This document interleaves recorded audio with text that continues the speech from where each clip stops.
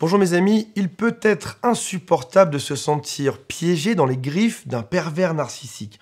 Alors, si vous regardez cette vidéo, j'imagine que vous avez probablement dans votre entourage une personne qui a des traits de pervers narcissique. Ça peut être un ami que vous voyez souvent, ça peut être un ami de la famille, ça peut être un ami de votre conjoint ou un ami à vous d'enfance, ça peut aussi être une personne de votre famille comme père, mère, cousin, cousine, oncle, tante, ça peut être aussi un collègue de travail, ça peut être aussi votre conjoint, mari, femme, copain, copine, homme. Et ce qu'il faut savoir, c'est qu'on peut se sentir au bout d'un moment complètement emprisonné par l'autre, au terme psychologique. Alors, ce qui est bizarre, c'est que on se sent coincé, piégé, on a l'impression de perdre sa sensation de contrôle de sa vie, sa liberté, et pour autant, on est quand même libre de partir. Je vois beaucoup de gens sur Internet qui parlent de victimes consentantes de pervers narcissiques, ce qui est totalement faux. Voici la chose que je lis très souvent, c'est oui, mais on a toujours le choix de partir, on peut ouvrir la porte et sortir de ça. Je pense que c'est facile à dire quand on n'a pas vécu ce genre de choses, quand on ne sait pas exactement ce que c'est. Le pervers narcissique ou la pervers narcissique est une personne qui va construire un filet de manière extrêmement intelligente. Intelligente, c'est peut-être pas le bon mot. En tout cas, il va mettre beaucoup d'efforts pour créer la chose qui va nous retenir auprès de lui ou auprès d'elle. Ce sont des personnes qui ont réellement travaillé dur pour nous piéger dedans. Je vous propose qu'aujourd'hui, on voit comment est-ce qu'ils ont créé cette espèce de filet d'araignée dans lequel on est coincé aujourd'hui, et plus on se débat, et plus on est coincé dedans.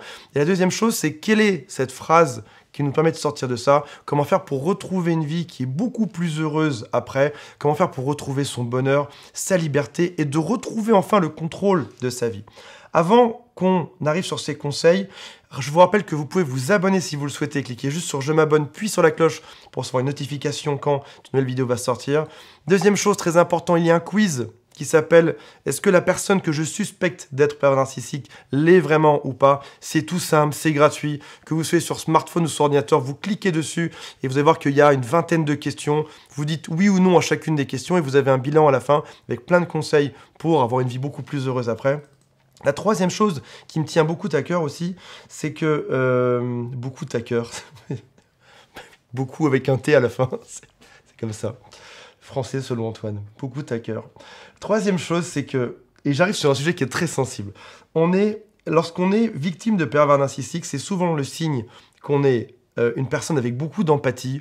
C'est souvent le signe qu'on est codépendant. C'est souvent les personnes qui sont gentilles, celles qui acceptent qu'on vienne leur demander trop de choses, celles qui acceptent qu'on leur prenne beaucoup de choses, beaucoup de temps, beaucoup d'argent, beaucoup d'énergie, celles qui sont aussi capables de dire oui parce qu'ils se disent « si je dis oui, si je suis gentil, ça va bien se passer après ». Et je sais que ce sont des profils de gens qui se font souvent avoir par des pervers narcissiques, ce qui était mon cas pendant très longtemps aussi au passage. Et je sais que lorsqu'on est comme ça, on a aussi souvent beaucoup d'amis qui ont le même profil. C'est normal, les gentils attirent non seulement les pervers narcissiques, mais ils attirent aussi, heureusement, des gentils.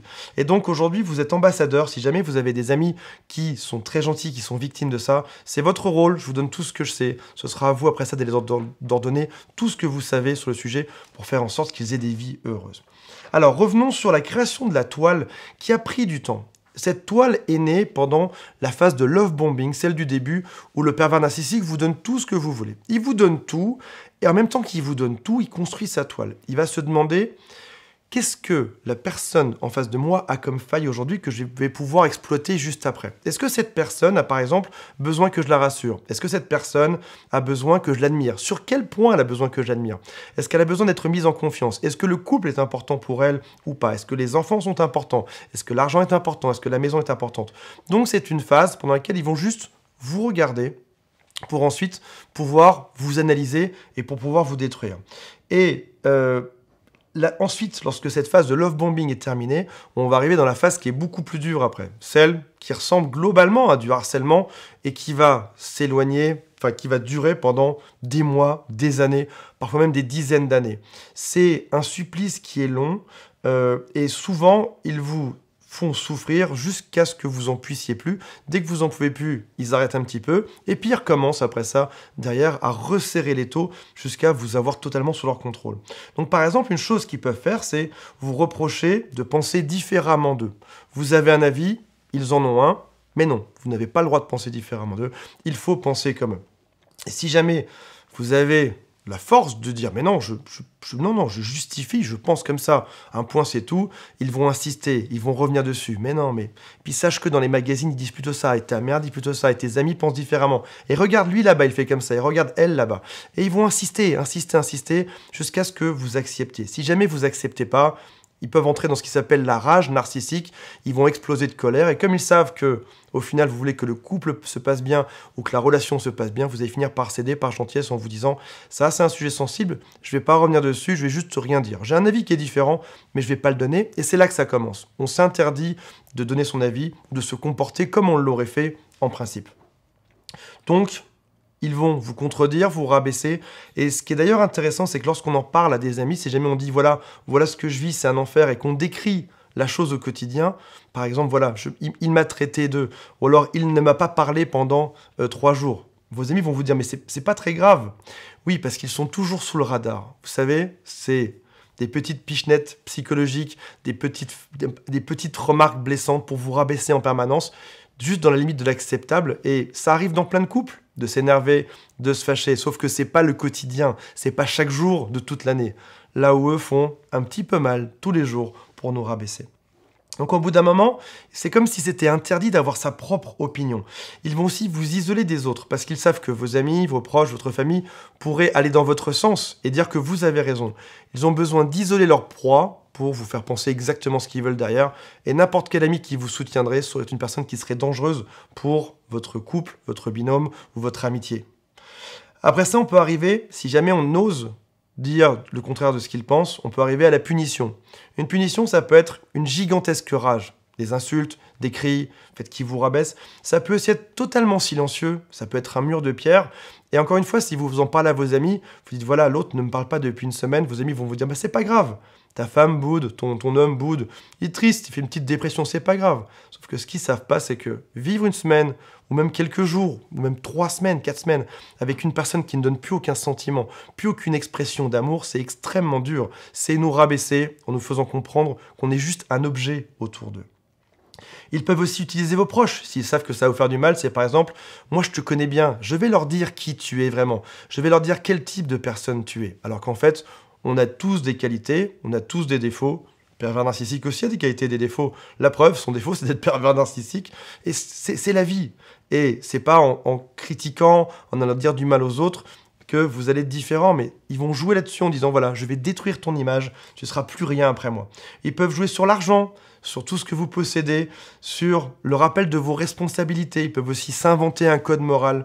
Si tu étais vraiment amoureux, tu ferais comme ça. Si tu étais un bon père, une bonne mère, si tu étais un bon ami, tu ferais ça. Et là, on arrive sur ce qui s'appelle de l'amour conditionnel. Il y a 2 choses. Tout d'abord, la chose qui est saine, c'est l'amour inconditionnel. Quoi qu'il se passe, je t'aimerai. Tu peux être débile parfois, tu peux faire des erreurs, on est amis, quoi qu'il se passe, je t'aimerai. Ou l'amour d'un père pour son enfant. Quoi qu'il se passe, mon fils ou ma fille, je t'aimerai, quoi que tu fasses. L'amour inconditionnel. Et puis on arrive dans une situation qui est toxique, qui est l'amour conditionnel. Par exemple, c'est « je t'aimerai si ». Si tu m'aimes vraiment, alors tu feras ça. Si jamais tu m'aimais vraiment, tu ferais ce genre de choses pour moi. Si jamais tu étais un bon père, alors tu ferais ça. Si tu étais une bonne mère, tu ferais ça. On arrive dans une condition. Je t'aime si. Je t'aime si tu me donnes. Si tu sais anticiper mes besoins. Et donc là, on arrive dans un mode où nous, ce qu'on veut, c'est juste faire que ça se passe bien. Et l'autre met des conditions à tout ça. Ça se passera bien si tu anticipes tous mes besoins. Ce qui revient donc à être un esclave, finalement. On peut aussi être dans la critique permanente qui est extrêmement dure, parce qu'au bout d'un moment, notre ego commence à descendre, on commence à douter.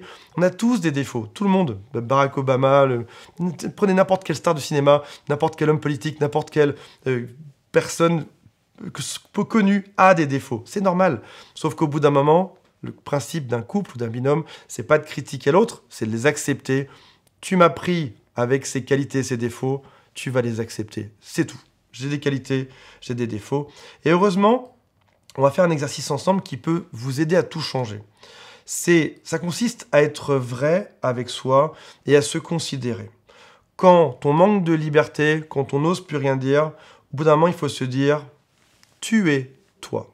Par exemple, tu peux te dire le matin en me réveillant « je suis moi ». Et c'est comme ça. Je n'ai pas besoin de me justifier. Quand je fais quelque chose, je suis moi.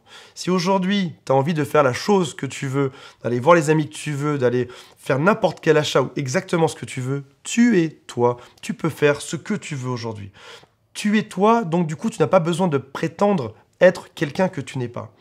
Tu es toi, ça veut dire aussi que si tu as été victime, tu peux aussi l'accepter et avancer. Ok, je suis moi. J'ai été victime de ça. C'est passé. Maintenant, je suis un adulte, j'avance. Maintenant, je fais autre chose dans ma vie. Tu es toi, ça veut dire que tu peux accepter tes qualités et tes défauts. Oui, je suis une personne imparfaite comme 100% des humains. J'accepte d'avoir des tonnes de qualités. J'accepte d'avoir aussi des tonnes de défauts. Tu es toi et donc tu as le droit de penser exactement comme tu veux aujourd'hui sans que personne ne vienne te contredire parce que tu n'acceptes pas ça. Personne ne vient te contredire. Sauf si tu demandes l'avis de quelqu'un, ce qui est encore autre chose.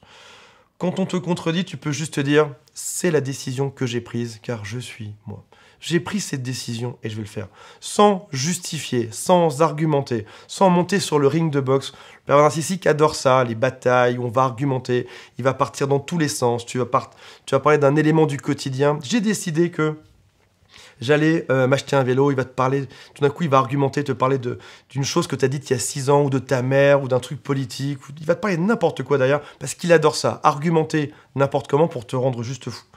On dit quelque chose, on fait ce qu'on veut parce qu'on est nous-mêmes et on n'argumente pas. J'ai décidé de faire ça, point. Tu peux décider aujourd'hui de comment tu veux mener ta vie parce que c'est toi qui le décides. Tu es toi. Tu n'as pas besoin d'être dans la vision de l'autre. Tu n'as pas besoin d'accepter d'être dans le moule de ce que l'autre t'impose d'être. Je vais te citer 3 exercices. J'aimerais que tu en choisisses un et que tu en fasses au moins un aujourd'hui. Si tu le souhaites, parce que je ne suis pas impératif, parce que tu es toi et que tu peux aussi décider de refuser cet exercice si tu le souhaites. Comment se contredire en 3 phrases. Voilà. Alors, liste. Exercice numéro 1 que je fais pour ma part. Tu crées une liste sur ton téléphone. Tu sais, tu as toujours des applications pour mettre des notes dessus. Tu fais une liste dans laquelle tu dis « J'aimerais être connu pour ce type de qualité ». Et tu cites une vingtaine de qualités pour lesquelles tu aimes être reconnu. Tu les listes et tu décides, après ça, en les relisant, que personne ne t'empêchera d'être selon ce genre de qualité et que ce sont aussi des qualités qui te sont inhérentes à toi. Ok, tu as des défauts, mais tu as aussi et surtout ces qualités qui sont reconnues. Personne ne t'empêchera d'être comme ça aujourd'hui. Un autre type d'exercice que tu peux faire si tu le souhaites, parce que je ne suis pas impératif, tu peux écrire les 3 scénarios que le pervers narcissique utilise pour te contrôler. Au tout début, on a souvent l'impression que on est dans une emprise de quelqu'un qui est extrêmement intelligent. On a souvent tendance à bizarrement glorifier le pervers narcissique. Waouh, il est tellement malin, il est tellement intelligent, il arrive tellement à appuyer sur mes boutons rouges pour me rendre fou derrière. En réalité, pas tant que ça. Ou en tout cas, pas plus ni moins que toi. C'est une personne qui est juste à 2-3 scénarios qu'il utilise tout le temps. Il va utiliser 2-3 choses qui te rendent fou, il va rentrer dedans et le schéma se recommence à chaque fois. Et les schémas se ressemblent. Nous sommes des êtres humains composés d'habitudes. Le pervers narcissique utilise toujours les 2 ou 3 mêmes scénarios. Donc, à chaque fois que tu as une dispute, note le scénario. Ça a démarré quand on a abordé tel type de sujet. Le pervers narcissique, cette personne a fait ça ensuite. J'ai répondu ça. Il a répondu ça. Il m'a eu en me disant ça. On est parti en dispute. Il s'est passé ça après. Et tu les marques. Et tu verras que dans 2-3 semaines, quand une nouvelle dispute va arriver, tu feras « Ah tiens, ça, c'est le scénario numéro 2 que j'ai marqué sur mon téléphone. Ah tiens, ça, c'est le scénario numéro 1. » Et tu vas pouvoir prendre de la distance par rapport à ça parce que quand tu vas voir le scénario se dérouler, tu vas voir que tu l'as déjà vécu, que tu as déjà répondu des choses et donc ça ne pourra plus t'affecter mentalement. Exercice numéro 3, si tu le souhaites, décide de ta vie pendant 1 heure. Je sais que souvent c'est dur de se dire à partir d'aujourd'hui, je décide de ma vie, je suis cette personne et je ne changerai pas. C'est compliqué.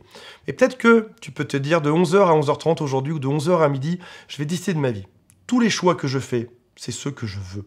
Personne ne pourra me contredire pendant 1 heure. Puis peut-être que dans une semaine, tu pourras faire 1h30. Puis peut-être que dans un mois, tu pourras faire 2 heures. Et comme ça, progressivement, tu vas apprendre à reprendre le contrôle de sa vie parce que c'est étrangement quelque chose qui s'apprend et qui est aussi une question d'habitude. Donc voilà, si vous le souhaitez, abonnez-vous à la chaîne, ça me fera extrêmement plaisir, à mon ego aussi. Cliquez sur je m'abonne, cliquez ensuite sur la cloche qui est juste à côté. Il y a aussi le quiz qui est dans la description juste en dessous pour savoir si c'est un pervers narcissique ou pas. C'est gratuit, c'est dans la description et dans le premier commentaire qui est épinglé. Mettez-moi votre histoire en commentaire, est-ce que vous avez reconnu des choses qui vous sont déjà arrivées?